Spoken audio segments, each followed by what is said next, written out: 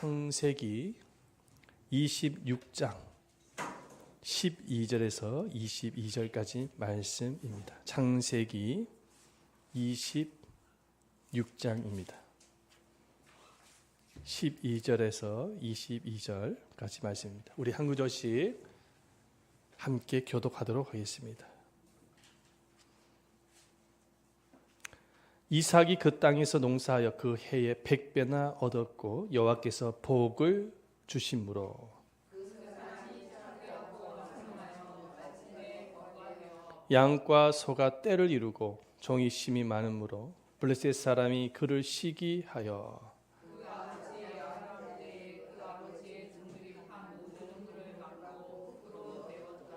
아비멜렉이 이삭에게 이르되 내가 우리보다 크게 강성한즉 우리를 떠나라.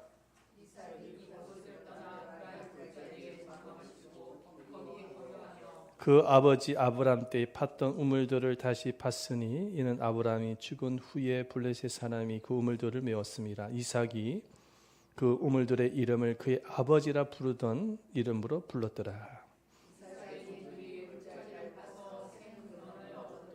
그날 목자들이 이삭의 목자와 다투어 이르되 이 물은 우리의 것이라 하매 이삭이 그 다툼으로 말미암아 그 우물 이름을 에색이라 하였으며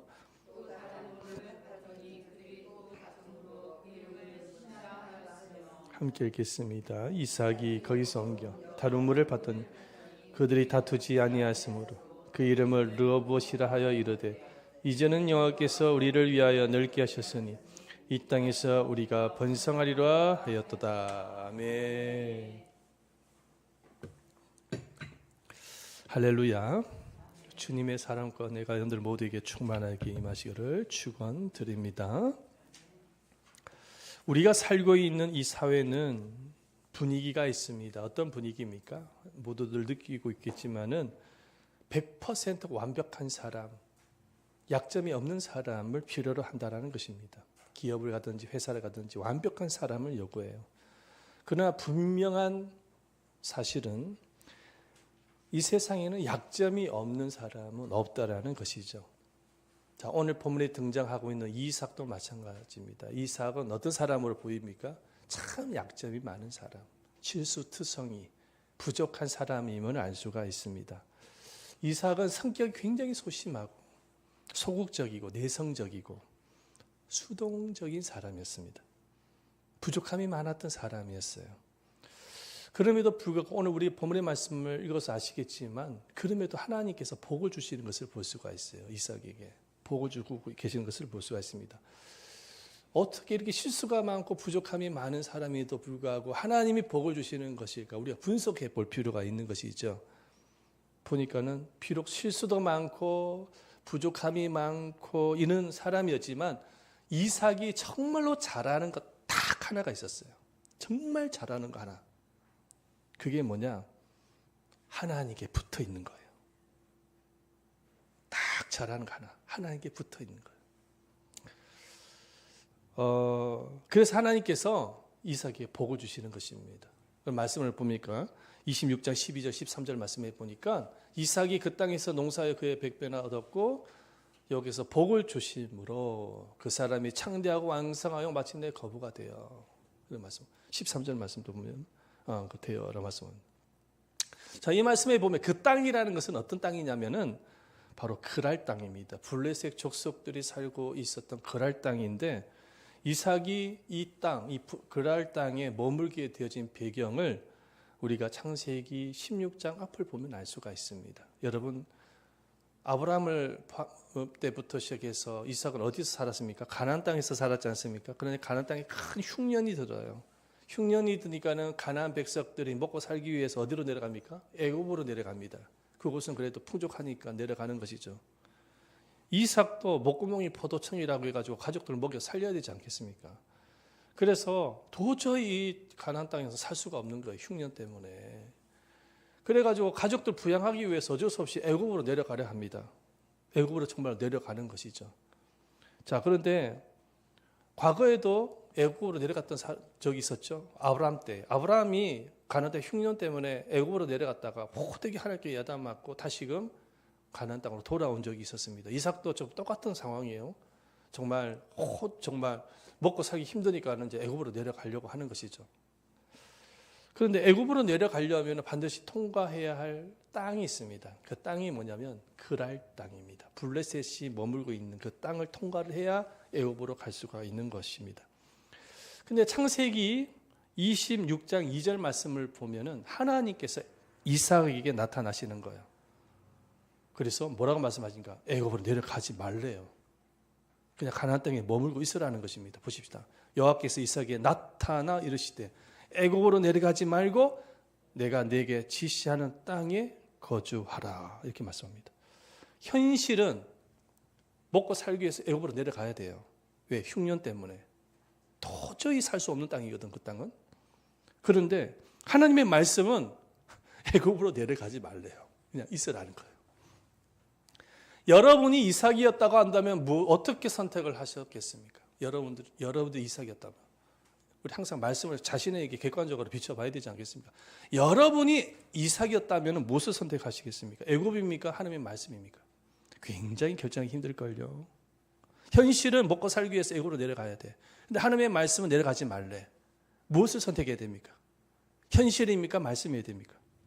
자, 이삭을 한번 보십시다.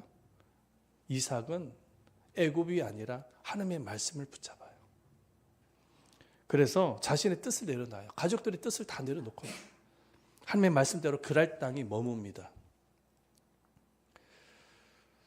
자, 그랄 땅에서 머무는데 이 그랄 땅에서 큰 실수를 또 범해요. 이삭이 어떤 실수를 범해요? 그랄 땅에 추장이 있었는데 아비멜렉이라는 사람입니다. 그런데 이 아비멜렉을 보면서 겁을 먹어요. 두려워해요. 큰 권력을 갖고 있으니까 두려워하는 거예요. 그래가지고 이 이삭이 자기 아내를 누이라고 속입니다. 과거에 그 아브람도 애굽에서 자기 사라를 누이로 속인 적이 있었죠. 이삭도 똑같은 절차를 밟아가는 거예요. 그러니까 그 아버지의 그 아들인 거예요. 그 아버지의 그 아들인 거예요. 이렇게 부족한 사람인 거예요. 자기 부인을 갖다가 어떻게 누이라고 속일 수 있습니까? 그죠? 네. 그럼에도 불구하고 참 신기한 것은 뭐냐면 하나님이 이삭을 복을 주세요. 창세기 26장 12절 13절 말씀 다시 한번 보면은 이삭이 그 땅에서 농사하여 그의 100배나 얻었고 여호와께서 복을 주심으로 그 사람이 창대하고 왕성하여 마친 거부가 되어 14절 말씀도 보면 양과 소가 떼를 이루고 종이 심이 많음으로 블레셋 사람이 그를 시기하여. 이렇게 실수를 많이 하고 부족한 인간인데 어떻게 하나님께서 이렇게 복을 주실까? 그랄 땅에 머물러서 농사를 지었더니 100배나 얻어요. 여러분, 그랄 때 또 가나안 땅이 포함이 됩니다. 흉년이 가득한 그 땅인데 신기하게도 이삭이 농사하는 그 농경지마다 복을 받아요. 다른 블레셋 족속들도 농사를 짓지 않겠어요? 그런데 이삭의 농산물마다 100배나 얻게 되어집니다. 양과 소가 떼를 이루게 되어지고 거부가 되어집니다. 여러분, 이러한 축복이 여러분들에게도 임하시기를 축원드립니다. 축복을 받아야 돼요. 성경은 다 하나님의 말씀, 복을 받는 말씀이 대부분 많습니다. 여러분, 믿음 생활 잘하면 복을 받는 거예요. 자, 이렇게 이삭이 복을 받아서 거부가 되어지니까 시기하는 사람이 등장을 합니다. 그를 시기하여 기록되어 있죠. 아무래도 토속민들, 블레셋 족속들이 시기하지 않겠습니까? 아니, 자기들은 토속민입니다. 그곳에서 농사를 짓는데 이방 민족이 와가지고 농사를 짓는데 이방 민족이 농사가 더 잘 되는 거예요. 100배나 되고 막 되어지는 거예요. 그래서 이 시기심 때문에 이 블레셋 족속들이 무슨 짓을 저지르니까 아브라함 때 팠던 우물들이 있어요. 여러분, 가나안 땅에 중동에 가보시면 가장 중요한 게 뭡니까? 물이죠, 물. 기름보다 물값이 더 비쌉니다. 그 땅은. 물이 중요한 거예요. 그래서 우물을 팠던 것을 다 메꿔버려요. 먹지 못하도록 방해하는 것이죠. 시기심 때문에 회방을 하는 것입니다. 그뿐만 아니라 이 아비멜렉도, 추장 아비멜렉도 이 이삭을 딱 보면서 두려워하기 시작하는 거예요. 권력을 갖고 있으면서 두려워합니다. 왜 그러냐니까는 이삭이 점점 번성해 가거든요. 그 땅에서. 그러니까는 가만히 보니까 보통 일이 아닌 거예요. 두려워하게 하는 거예요. 두려움이 오는 거예요. 그래가지고 이 아비멜렉이 어떤 짓을 저지르니까 추방 명령을 내립니다. 당장 우리 땅에서 떠나라. 이제 추방 명령을 내리는 거예요. 그래가지고 이삭이 어쩔 수 없이 떠날 수밖에 없었어요. 추방 명령을 내리 어떻게 하겠어? 떠납니다. 그래서 다른 지역으로 옮기는데 그래도 먹고 살아야 되잖아, 그죠? 다른 지역으로 가서 먹고 살아야 되니까 가장 중요한 게 뭡니까? 중동에서 양식입니까? 물입니까? 물이에요. 우물을 파야 되는 거예요. 물이 없으면 사람 죽는 것입니다. 여러분, 밥은요 한 열흘 20끼 안 먹어도 살 수가 있는데 물을 20끼 안 먹으면은요 죽습니다. 그래서 땅을 파는데 또 물이 나오는 거예요. 희한한 거예요, 중동에. 물이 또 나오기 시작하는 게 복이죠. 그랬더니 또 그랄 족속들이 와서 회방을 합니다. 이 땅은 우리 땅이야. 이 땅에서 나오는 물은 우리 것이야. 그래가지고 또 빼앗아 가버립니다. 그래가지고 이삭이 또 가족들 이끌고 딴 지역으로 또 옮겨요. 그래가지고 또 땅을 봤더니 뭐가 나옵니까? 또 물이 또 나오는 것입니다. 그랬더니 그랄 족속들이 또 와가지고 이거 우리 거야. 그래서 또 빼앗아 가버려요. 그래 또 이삭이 또 다른 지역에 가서 또 우물을 팠더니 또 물이 나오는 것입니다. 근데 그곳에서는 그랄 족속들이 와서 회방을 놓지 않습니다. 다투지를 않아요. 그래서 이삭이 그 우물의 이름을 짓는데 여호와께서 우리를 위하여 넓게 하셨다라는 의미로 르호봇이라는 이름을 짓습니다. 말씀 보십시다. 창세기 26장 22절 함께 읽어보겠습니다. 시작. 이삭이 거기서 옮겨 다른 우물을 봤더니 그들이 다투지 아니하였으므로 그 이름을 르호봇이라 하여 이르되 이제는 여호와께서 우리를 위하여 넓게 하셨으니 이 땅에서 우리가 번성하리로다 하였더라. 이제 그곳에 정착을 하는 것이죠. 물도 나오고 그랬더니 이제 그랄 족속들어서 괴롭히지 않으니까는 딱 정착을 하는 거예요. 여러분, 흉년이 가득한 죽은 땅에서 땅을 판다고 물이 나옵니까? 지금 이삭이 땅을 파면 물이 나오는 것은 그들의 신기술로 물이 나오는 것이 결코 아닙니다. 요즘 보니까는 우리 대한민국에서 아프리카나 이런 데 우물을 파준다고 많이 그래도 좋은 일을 많이 하더라고요. 여러분, 신기술로 물을 파는 게 아니에요. 이 물은 어떻게 해서 나오는 것일까요? 하나님이 주시는 거예요. 하나님이 지금 이삭에게 복을 주고 계시는 거예요. 신기술이 아니에요. 근데 이삭이 이런 복을 받을 수 있었던 이 이유가 뭘까? 딱 한 개 잘한다는 거였죠. 잘하는 거 딱 하나 있었다고 그랬죠. 그게 뭐라고요? 하나님께 붙어 있는 거예요. 말씀에 붙어 있는 거예요. 예배의 자리에 붙어 있는 겁니다. 여러분, 예배의 자리에 붙어 있는 것은 하나님께 붙어 있는 거나 똑같은 것입니다. 할렐루야. 하나님께 붙어 있는 거. 이거 딱 하나 잘했거든요. 실수를 많이 하고 잘못을 많이 저질렀지만. 시편 1편 3절 말씀에 보니까 이런 말씀이 있어요. 시냇가에 심은 나무는 철을 따라 열매를 맺으며 시냇가에 심은 나무가 열매를 맺는데요. 여러분, 나무가 열매를 맺는데 왜? 이유가 뭘까? 자리가 좋아서. 그 자리는 어떤 자리일까요? 물이 흐르는 자리거든. 끊임없이 공급을 받아요. 물로부터. 이 시냇가에 심은 나무가 열매 맺는 이유가 뭐냐면 그 자리에 탁 붙어 있는 거예요. 옮기지 않는 거예요. 근데 이 시냇가에 심은 나무가, 시냇가는 어떤 의미를 갖고 있습니까? 시냇가는 바로 하나님을 상징합니다. 말씀을 상징합니다. 예배의 자리를 상징합니다. 여러분들이 정말로 시냇가에 심은 나무가 되시기를 축원드립니다. 붙어 있는 거야. 누구에게? 주님께. 말씀에. 예배의 자리에 붙어 있는 거예요. 우리 인생을 살면서 실수도 할 수도 있고 뭐 부족하죠. 이삭같이. 그런데도 붙어 있는 거예요. 자, 그러면 하나님께서 열매를 맺게 하신다는 것입니다. 붙어 있지 않기 때문에 열매를 못 맺는 거예요. 나는 포도나무에 너희는 가지라. 가지가 포도나무에 붙어 있을 때 열매를 맺는 거예요. 할렐루야. 가지가 떨어지면 죽는 겁니다. 이 비밀을 우리가 알고 있어야 되는 것이죠. 자, 이삭이 하나님께 어느 정도 붙어 있었는지 그에게 찾아온 위기를 이기는 것을 보면 알 수가 있어요. 이삭에게도 삶의 위기가 참 많았잖아요. 그렇죠? 자, 그랄 땅에서 블레셋 족속으로부터 시기심을 받아요.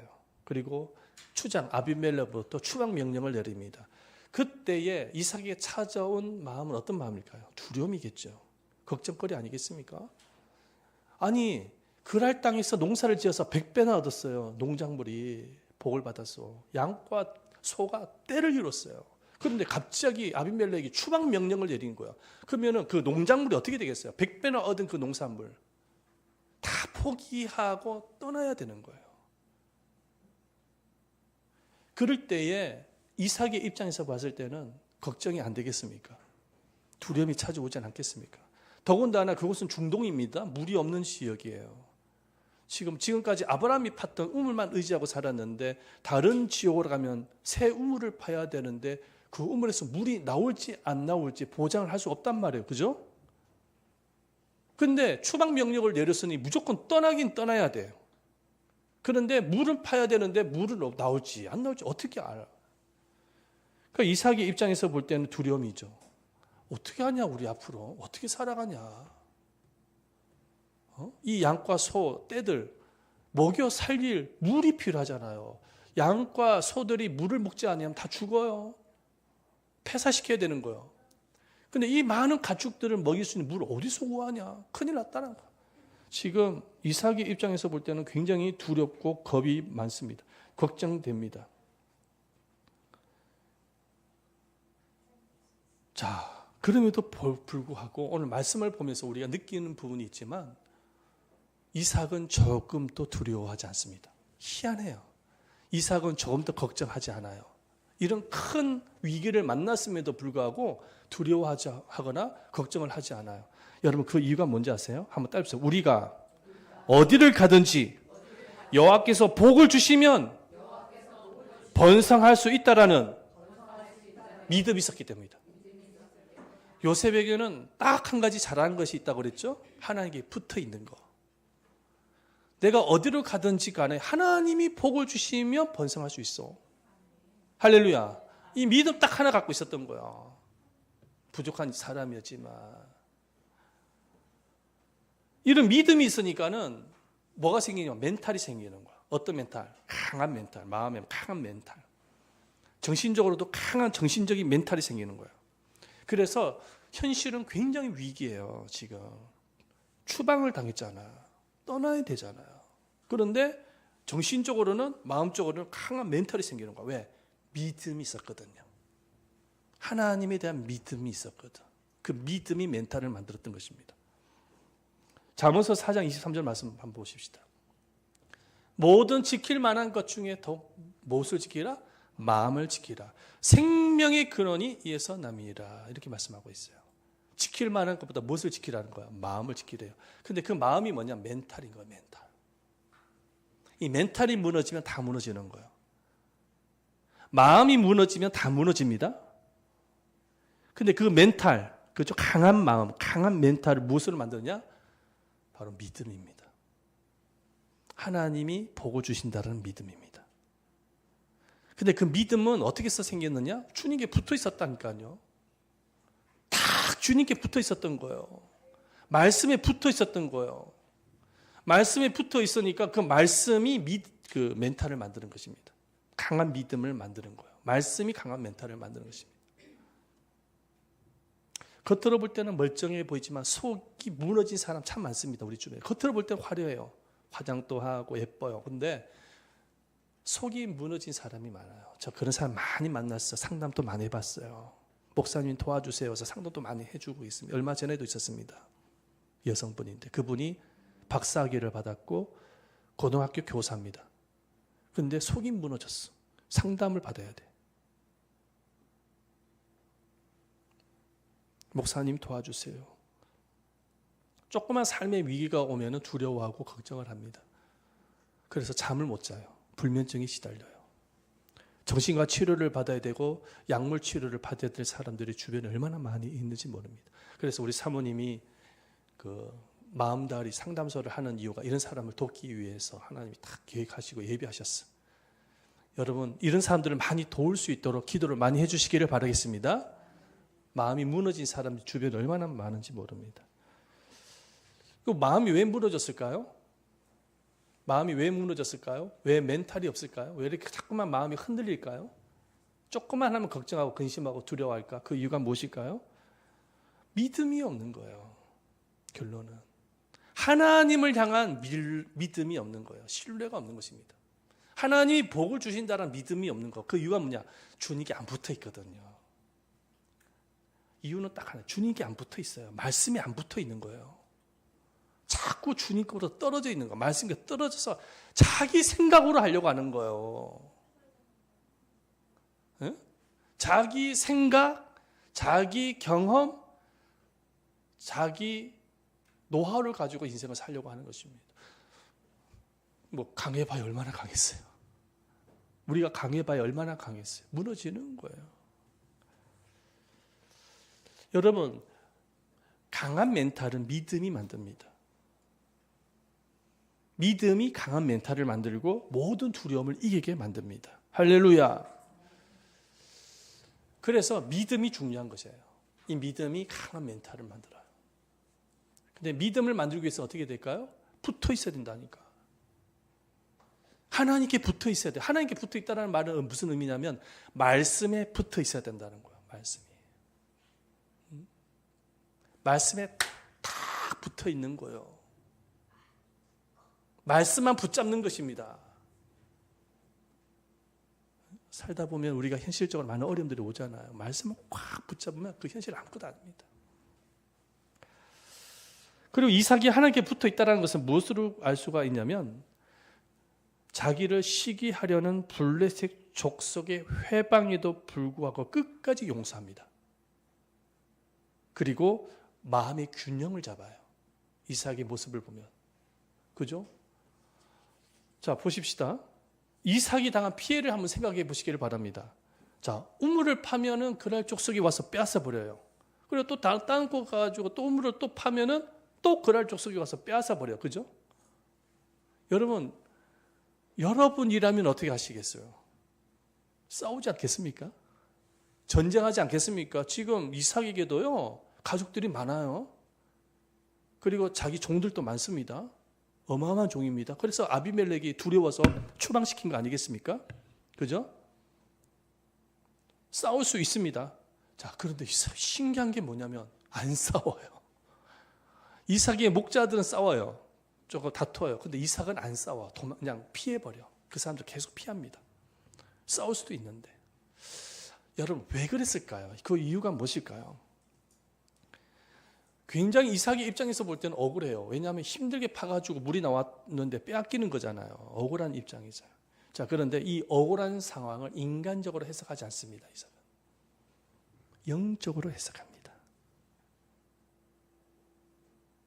어떻게 영적으로 해석할까요? 인간적으로 해석하지 않고 영적으로 해석을 해요. 100배나 복을 주신 하나님께서 왜 나에게 이런 대적을 붙이셨을까 생각했을 거예요. 이유가 무엇일까?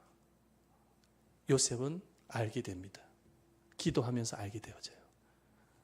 아하, 하나님께서 이 대적을 통해서 나를 연단시키려는 것이구나. 내 믿음을 연단시키려는 것이구나. 내 자아를 깨트리고 주님을 닮은 성품으로 만들기 위해서 가시 같은 대적자들을 나에게 두셨구나. 깨닫게 되어진 거예요. 그래서 자기를 대적했던 그들을 품습니다. 빼앗으면 그냥 피해버려요. 또 빼앗으면 피해버려요.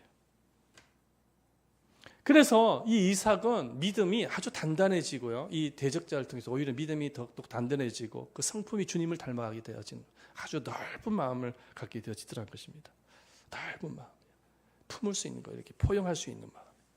그러니까 복을 받는 것이죠.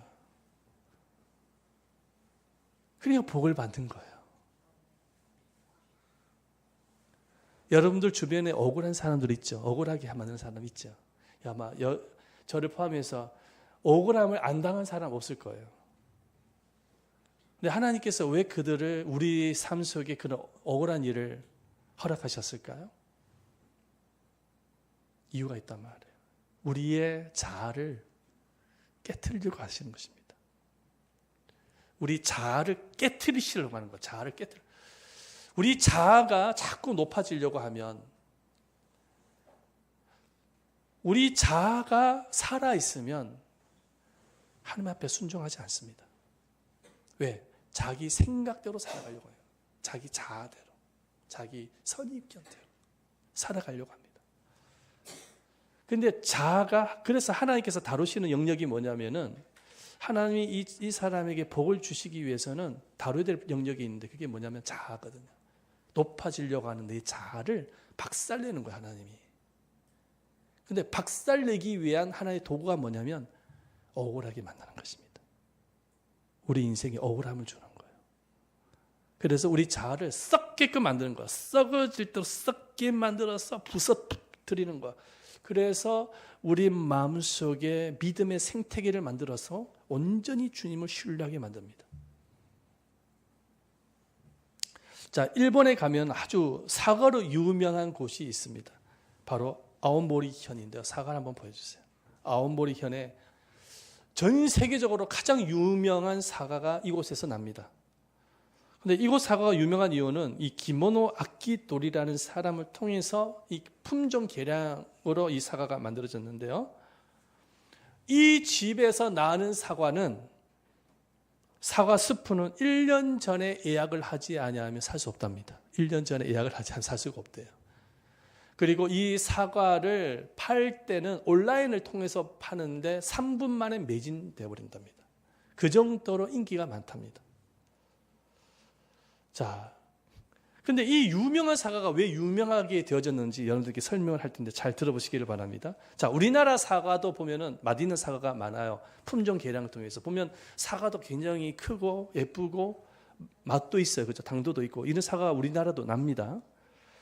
근데 한 가지 특징이 뭐냐면 우리나라 사과 같은 경우에는 면역성과 저항성이 약하다고 합니다. 그 이유가 뭐냐면 농약을 뿌린대요. 농약을. 비료를 주고. 근데 유기농 사과도 있잖아요. 그죠? 유기농 사과도 있잖아요. 근데 처음에 저도 유기농 사과 같은 경우에는 농약을 안 뿌린 줄 알았는데 그게 아니래요. 농약을 안 뿌리는 것이 아니라 조금 약효가 조금 그렇게 독하지 않는 농약을 뿌린다는 거예요. 그러니까 유기농 사과도 농약을 뿌린다는 것입니다. 농약을 뿌리지 않으면은 이 과일 열매나 이런 것들을 생산해낼 수가 없다라는 거예요. 그래서 어떤 혹자는 그렇게 말합니다. 우리가 살아가면서 3가지 약을 먹는다는 거예요. 어떤 약?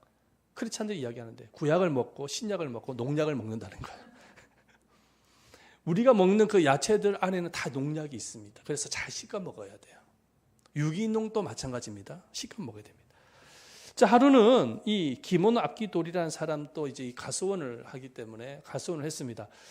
근데 자기 부인이 농약만 뿌리고 나면은 병에 걸려서 알아 눕기 시작을 합니다. 마스크를 끼고 이렇게 얼굴 두건을 쓰고 농약을 뿌리는데도 불구하고 병에 걸려서 알아 눕더라는 거예요. 농약만 뿌리면. 그래서 도저히 견딜 수가 없어서 이 사람이 자연농법이 없을까 고민을 합니다. 그래서 막 책을 뒤져보고 연구를 하기 시작해요. 그러다가 식초를 뿌려봤대요. 농약을 뿌리지 않고 식초를 뿌려봤다는 것입니다. 그리고 비닐을 가져와서 벌레들을 일일이 자기가 잡았다라는 거예요. 근데 한 나무에 비닐을 잡은데 3봉다리가 나오더라는 거예요. 3봉다리. 그 정도로 많이 잡히더라는 것입니다. 그런데 5년 동안 그렇게 농사를 했는데 망한 겁니다. 농약을 안 뿌리니까는 결국은 벌레 먹어가지고 사과가 다 죽더라는 거예요. 나무가 다 죽더라는 것입니다. 5년 만에 농사를 완전히 망치고 말았습니다. 그래가지고 이제 농사를 망쳤으니까 어떻게 하겠습니까? 절망하지 않겠습니까? 앞으로 먹고 살기도 힘들고. 그래가 자살을 시도합니다. 그래서 숲으로 들어가요. 목을 매서 자살을 하려고. 근데 목을 매기 위해서는 큰 나무가 필요합니다. 나무에다 끈을 매가지고 목을 달아야 되기 때문에 큰 나무를 찾았는데 도토리 나무를 찾았습니다. 그 도토리 나무 보니까 큰 나무이더라는 거예요. 근데 도토리 나무 쪽으로 가가지고 땅을 딱딱딱딱 만져보니까는 푸석푸석 하더라는 거예요. 푸석푸석. 그래가지고 손을 탁 집어 넣어가지고 그 푸석푸석한 것을 덜쳐냈더니 그 나무 밑에 보니까는 지렁이도 있고 군뱅이도 있더라는 거예요. 그런데 도토리 나무에 도토리를 보니까 도토리로 안 보이고 사과로 보이더라는 것입니다. 사과로 보이더라요. 그러면서 이 도토리가 어떻게 저렇게 건강하게 자라네 보니까는 그 밑에 보니까 땅을 파보니까는 생태계가 거기서 다 만들어진 거예요. 군뱅이도 있고 막 지렁이도 있고. 그래가지고 자기 과수원으로 달려갔습니다.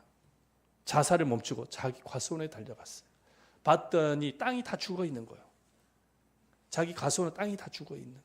그러니까 3년 동안 무엇을 했냐니까는 3년 동안 그냥 막 과수원을 갖다가 마치 엎어버렸어요. 그냥 땅을 갖다가 엎어버렸어요. 막 굉장히 엎어버렸습니다. 막 땅을 포크레인 가져가 막 엎어버리고 다 엎어버렸던 거예요. 쑥대밭을 만든 것이죠. 과수원을 갖다가. 그리고 3년 동안 내버려둡니다. 아무것도 안 했어요. 농약도 주는 것도 없고 아무것도 가꾸지 않았어요. 그냥 엎어버리고 내버려둔 것이죠. 그리고 8년이라는 세월이 탁 흘러가는데 8년 살아가는데 아니 7송이의 사과꽃이 피더라는 것입니다. 그곳에서. 그런데 9년째에 과수원 전체가 사과꽃으로 완전히 만발하게 되더라고요. 그곳에서 열매가 나더라는 것입니다. 알고 보니까는 농약과 비료도 없이 자기 자신의 생명의 능력으로 꽃이 피고 열매가 나더라는 거예요. 생명의 능력으로. 이 아오모리현에 태풍이 엄청 큰 태풍이 불었어요. 그래가지고 온통 농작물에 피해를 봤는데 이 과수원만 80%가 건재하더라는 것입니다. 사과도 떨어지지 않고. 하도 신기해가지고 이제 기자들이 와서 인터뷰를 하는 거예요. 언론이 주목하기 시작합니다. 어떻게 된 것이냐? 비료를 안 주고 농약을 뿌리지 않으니까는 이 사과가 자기도 먹고 살기 위해서 뿌리를 갖다가 땅속에 이렇게 깊이 내더라는 거예요. 자생적으로. 그러니까 그 뿌리가 20m까지 내려가더라는 것입니다. 그러니까 태풍이 불어도 꺾이지 않더라는 거예요. 그리고 이 사과도 굉장히 크고 꼭지가 웬만한 사과의 꼭지보다 두 배나 되더라는 거예요. 건강하다는 것입니다. 그리고 이 사과가 지금 유명합니다. 지금 이 사과를 먹기 위해서 전 세계적으로 전쟁합니다. 지금 3분 만에 매진해버려요. 그리고 이 사과는 썩지 않는데요. 우리가 어떤 사과 같은 걸 이렇게 딱 내버려 두면 썩지 않습니까? 시간이 지나면. 근데 이 사과는 절대 썩지 않더라는 거예요. 2년이 지나갔는데도 사과가 썩지 않더라는 거예요. 희한하죠? 먹고 싶으면 꼭 주문해서 목사님에게도 좀 한번 좀 사주시기를 부탁드리겠습니다. 인터넷 들어가셔가지고 쳐가지고 저 사과를 갖다가 좀 꼭 해주시기를 바랍니다. 여기 주보에도 보면 제가 이 사과 그림을 제가 딱 이게 사진을 딱 올려놨습니다. 저는 이 스토리가 창세기에 나온 이삭의 스토리와 비슷하다고 생각을 합니다. 자, 우물을 팠습니다. 그랬더니 빼앗아 가버리죠. 억울합니다. 또 팠더니 또 빼앗아 가버려요. 굉장히 억울하죠. 자, 억울함이 생겼어요. 근데 그 억울함을 풀려고 인생을 살다 보면은 이거는 비료를 주는 인생밖에 되지 못하는 거예요. 비료를 주는 인생밖에 되지 못하는 거예요. 그런데 그 억울함 속에서 우리는 하나님의 섭리를 깨달아야 되는데 그 억울함을 통해서 하나님은 우리 자아를 깨트리시는 거예요. 썩게 만들고 완전히 쑥대밭을 만드는 거예요. 우리의 마음을 쑥대밭으로 만드는 거예요. 그래서 어떻게 하십니까? 우리 마음속에 스스로 믿음의 생태계를 만들어요. 믿음의 생태계를 만듭니다. 그래서 이 믿음의 뿌리를 하나님을 향해서 완전히 뿌리가 닿을 수 있도록 믿음의 생태계를 만들어가는 것이죠. 그리고 결국에는 복을 주시는 것입니다. 할렐루야. 이삭은 겉으로 볼 때는 참 부족한 사람이었어요. 실수도 많은 사람이었습니다. 그러나 정말 한 가지 잘하는 것, 하나님께 붙어 있는 것. 사랑하는 여러분, 우리도 마찬가지입니다. 우리가 잘해야 될 것이 있어요. 딴 거 실수를 잘해도 한 가지 정말 잘해야 돼요. 하나님께 붙어 있는 것 잘해야 돼요. 자, 하나님께 붙어서 하나님께서 주신 믿음을 가지고 여러분 염려와 두려움을 이기셔야 돼요. 억울함도 이기셔야 되는 거예요. 아멘? 그랬을 때 하나님께서 열매를 주실 줄 믿습니다. 복을 주실 줄을 믿습니다. 이삭의 복이 여러분들의 복이 되시기를 예수님 이름으로 축원드립니다. 아멘. 우리 함께 찬양하겠습니다.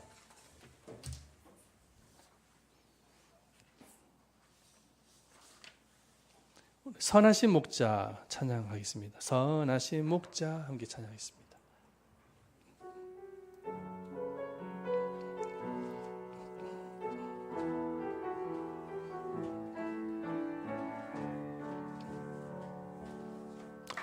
선하신 목자 날 사랑하는 분 주 인도하는 곳 따라가리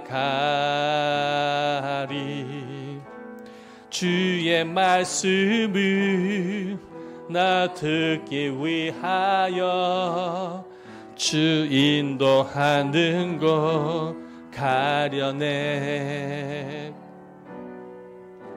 선하신 목자, 날 사랑하는 분, 주 인도하는 곳 따라가리.